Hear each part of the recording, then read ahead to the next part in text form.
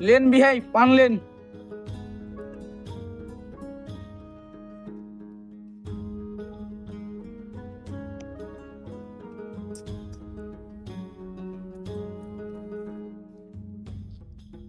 লেনদেনের হিসাবটা একটু ক্লিয়ার করে নিন। করেন। যৌতুক তো আল্লাহ হারাম করেছে, এটা তো আমাদের সকলকেই জানা দরকার।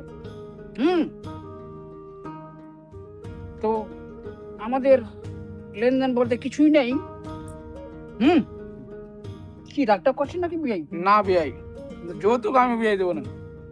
সেটাই, এখন বর্তমানে যে সিচুয়েশন চল দিয়েছে, যৌতুকের যে প্রথা, সেটা আমাদের কি করতে হবে? বিতাড়িত করতে হবে। যৌতুক আমাদের সমাজে কি হারাম, চলবে না। সুতরাং আমাদের এই